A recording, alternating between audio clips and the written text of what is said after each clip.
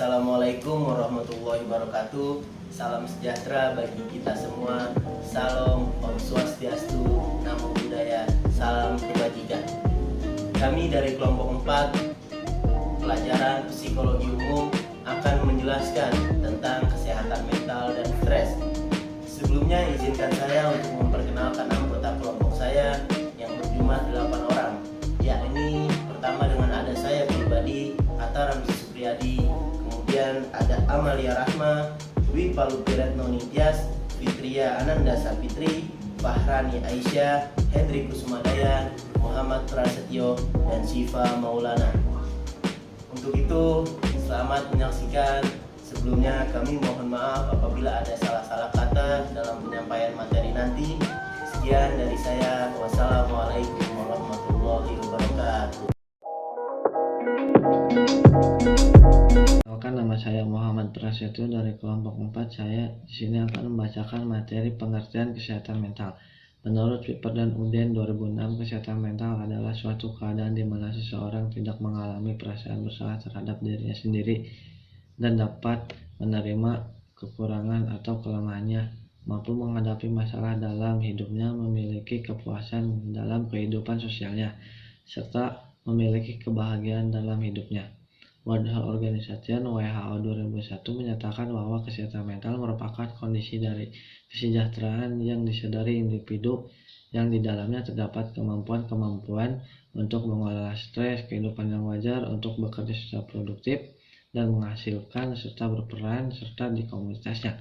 Berdasarkan pendapat para ahli tersebut, maka kita dapat menyimpulkan bahwa kesehatan mental adalah keadaan di mana seseorang dapat mengatasi permasalahan yang terjadi pada dirinya, dapat mengembangkan potensi dirinya dan memiliki kepuasan dalam kehidupannya. Kenalkan, nama saya Fitria Ananda Sapitri, saya dari kelompok 4. Di sini saya akan membawakan materi mengenai sumber penyakit mental. Sumber penyakit mental terdiri dari 3 faktor. Yang pertama ada faktor biologi, yang terdiri dari genetik atau keturunan, senyawa kimia pada otak, dan gangguan pada otak. Yang kedua ada faktor kehidupan, yang terdiri dari trauma, pelecehan seksual, obat-obatan, dan alkohol. Yang terakhir ada faktor keluarga, terdiri dari riwayat keluarga dan masalah keluarga. Selanjutnya saya akan membawakan materi mengenai sakit mental ringan, sedang, dan berat. Yang pertama ada sakit mental ringan. Orang yang mengalami sakit mental ringan akan merasakan perasaan lebih dari sekadar sedih dan bisa berlangsung selama beberapa hari, sehingga bisa mengganggu aktivitas yang biasa dilakukannya. Yang kedua ada sakit mental sedang. Sakit mental sedang dan ringan memiliki tanda yang sama, hanya saja lebih parah. Perbedaan terbesar pada sakit mental sedang yaitu gejalanya dapat berdampak buruk pada aktivitas di rumah, prestasi di sekolah, maupun produktivitas di tempat kerja. Yang terakhir ada sakit mental berat. Sakit mental berat biasanya akan menimbulkan gejala yang berlangsung rata-rata selama 6 bulan. Gejalanya terkadang bisa hilang lalu kembali terulang. Assalamualaikum warahmatullahi wabarakatuh. Perkenalkan, nama saya Hendri Kusumadaya. Saya dari kelompok 4. Saya akan menjelaskan cara mengatasi sakit mental. Ada beberapa cara untuk mengatasi sakit mental, yaitu 1. Terapi perilaku kognitif atau psikoterapi. 2. Obat-obatan. 3. Rawat inap. 4. Support group. 5. Simulasi otak. 6. Pengobatan terhadap penyalahgunaan zat mengubah gaya hidup menjadi lebih sehat. Assalamualaikum warahmatullahi wabarakatuh. Saya Syifa Maulana dari kelompok 4. Di sini saya akan menjelaskan definisi stres. Stres dapat didefinisikan sebagai reaksi tubuh terhadap situasi yang tampak berbahaya atau sulit.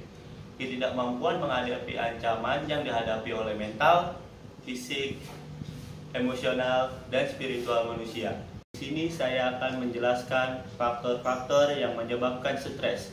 Ada beberapa faktor yang menyebabkan stres. Yang pertama, masalah kesehatan, emosional, masalah keuangan, diskriminasi, perubahan hidup, masalah pekerjaan, masalah kehidupan sosial, dan masalah keluarga.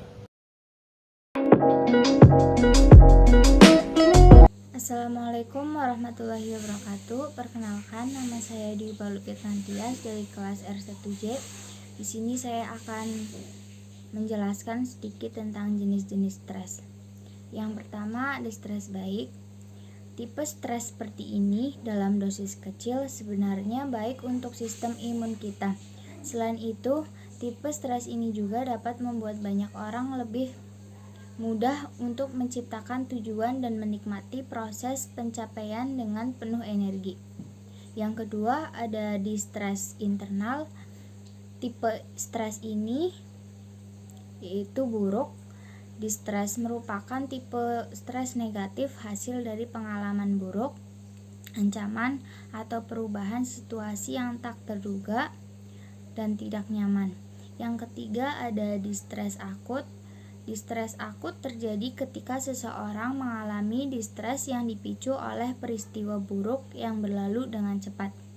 Yang keempat ada hipostres, merupakan ketidakadaan stres tetapi bisa juga diartikan dengan kebosanan yang ekstrim.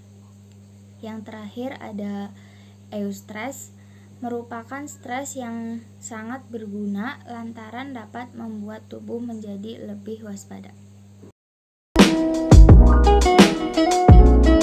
Perkenalkan, nama saya Amalia Rahma. Di sini saya akan memperjelaskan tentang gejala stres.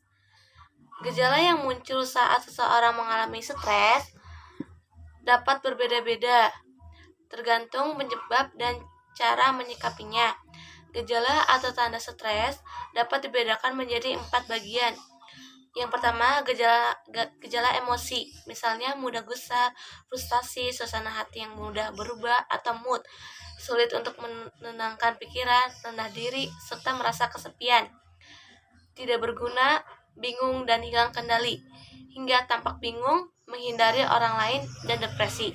Yang kedua, gejala fisik, seperti lemas, pusing, migrain, sakit kepala, tenggang, gangguan pencernaan, contohnya mual, diare, atau susah buang air besar, nyeri otot, jantung berdebar, sering batuk pilek, gangguan tidur, hasrat seksual menurun, tubuh gemetar, telinga berdengung, kaki tangan terasa dingin dan berkeringat, atau mulut kering dan sulit menelan. Yang ketiga, gejala konektif, contohnya sering lupa, sulit memusatkan perhatian, pesimis, pandangan yang negatif, dan membuat keputusan yang tidak baik. Yang keempat, gejala perilaku, misalnya tidak mau makan atau justru makanan berlebihan, menghindari tanggung jawab, serta menunjukkan sikap gugup seperti menggigit kuku atau berjalan bolak-balik, merokok, hingga mengkonsumsi alkohol secara berlebihan. Kembali lagi dengan saya Hendro Gusmadayan yang akan menjelaskan cara mengatasi stres. Ada beberapa cara untuk mengatasi stres, yaitu bicarakan keluhan dengan seseorang yang dapat dipercaya, melakukan kegiatan yang sesuai dengan minat dan kemampuan, mengembangkan hobi yang bermanfaat, meningkatkan ibadah dan mendekatkan diri kepada Tuhan, berpikir positif, tenangkan pikiran dengan relaksasi, jagalah kesehatan dengan olahraga atau aktivitas fisik secara teratur. Nama saya Farhanisa dari kelompok 4 akan menjelaskan hubungan kesehatan fisik dengan kesehatan mental. Menurut Charles Guston MD, seorang profesor klinis dari New York University of School Medicine, otak kita berhubungan erat dengan sistem endokrin yang bekerja melepaskan hormon. Hormon ini berpengaruh pada kesehatan mental kita, pikiran, dan perasaan kita dapat mempengaruhi hormon yang dilepaskan dan sistem endokrin yang kemudian akan mempengaruhi sistem kerja organ tubuh kita. Dr. Guston juga mengatakan seringkali pasien yang datang ke rumah sakit mengalami keluhan pusing, letih, gangguan di perut, kenyataannya penyebabnya adalah depresi. Assalamualaikum warahmatullahi wabarakatuh. Saya Taramzi Supriyadi dari kelompok 4. Di sini saya akan menjelaskan tentang hubungan kecerdasan dengan kesehatan mental. Kesehatan mental sangatlah mempengaruhi kesehatan tubuh seseorang, terutama ialah pada kecerdasannya.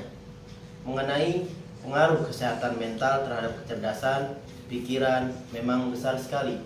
Nah, untuk mengetahui apa saja pengaruhnya, di bawah ini akan saya sebutkan. Yang pertama adalah mudah lupa. Apabila seorang mengalami kondisi fisik yang lemah, kurang istirahat menyebabkan mental menjadi drop. Hal ini mempengaruhi daya ingat, tidak dapat bekerja secara maksimal. Hasilnya, seorang menjadi mudah lupa. Karena itu, mengkonsumsi makanan sehat, bergizi ialah sangatlah penting agar kondisi tubuh bisa terjaga dengan prima sehingga bisa meningkatkan kinerja otak dan berpengaruh terhadap kesehatan mental. Yang kedua ialah sulit berkonsentrasi. Bahwasannya pengaruh kesehatan mental terhadap kecerdasan hakikatnya adalah sulit berkonsentrasi atau gagal fokus.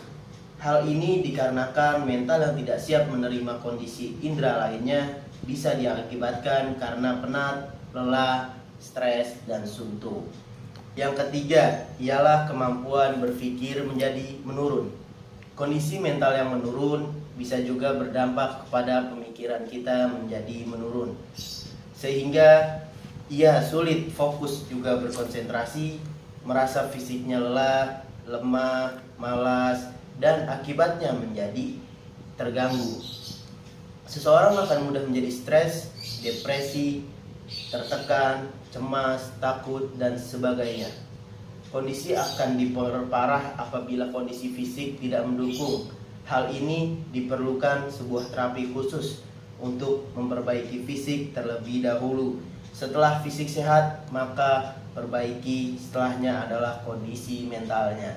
Yang terakhir, yang keempat adalah mudah emosi.